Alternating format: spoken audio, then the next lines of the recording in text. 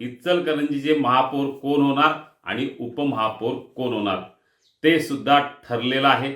महाधुरळानं यापूर्वीच या संदर्भातली बातमी दिली की महापौरपदी यांचीच निवड होणार म्हणून. त्यामुळे आता हे नाव फिक्स झालेलं आहे, निश्चित झालेलं आहे. उदय धातुंडे जे इचलकरंजीचे महापालिका स्थापन झाल्यानंतर पहिले महापौर असतील उदय धातुंडे आणि उपमहापौर असतील अनिल डाळ्या. महापौर जे होणार आहेत ते धातुंडे हे आवाडे गटाचे आहेत, म्हणजे प्रकाश आवाडे, माजी आमदार प्रकाश आवाडे आणि आमदार राहुल आवाडे या गटाचे आहेत उदय धातुंडे. आणि उपमहापौर जे होणार आहेत अनिल डाळ्या ते आहेत माजी आमदार सुरेश हळवणकर गटाचे.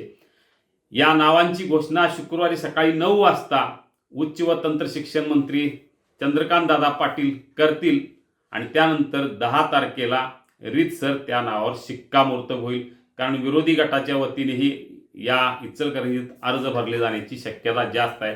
सांगलीत बिनविरोध झाली निवडणूक, पण इचलकरंजीत ही निवडणूक बिनविरोध होण्याची शक्यता फार कमी आहे, कारण त्यांचा आता उमेदवारही ठरलेला आहे. खरं तर महापौर पद हळवणकर गटाला देण्यासंदर्भातल्या 2-3 दिवस हालचाली सुरू होत्या, पण त्या थांबल्या आणि आवाडे गटालाच महापौर पद देण्याचा निर्णय झाला आणि तेथून उदय धातुंडे यांचं नाव निश्चित झालं.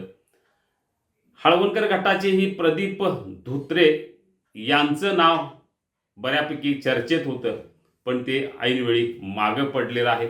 याशिवाय तानाजी पवार, नितेश पवार, राजू बोंद्रे अशी काही नावं होती, पण ही सगळी नावं आता मागं पडलेत आणि उदय धातुंडे यांचं नाव निश्चित झाले.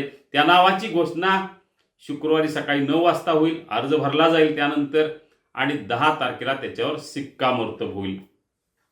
आता या सगळ्या घडामोडीत सगळ्यात महत्त्वाचं स्थायी समितीचं सभापतीपद कुणाकडं हा निश्चित प्रश्न येऊ शकतो. या पदावर हळवणकर गट निश्चितपणे आग्रह करण्याची शक्यता जास्त आहे. त्यामुळे पुढच्या आठवड्यात स्थायी समितीचं सभापती कोण होणार या संदर्भात महाधुरळा निश्चितच बातमी देईल.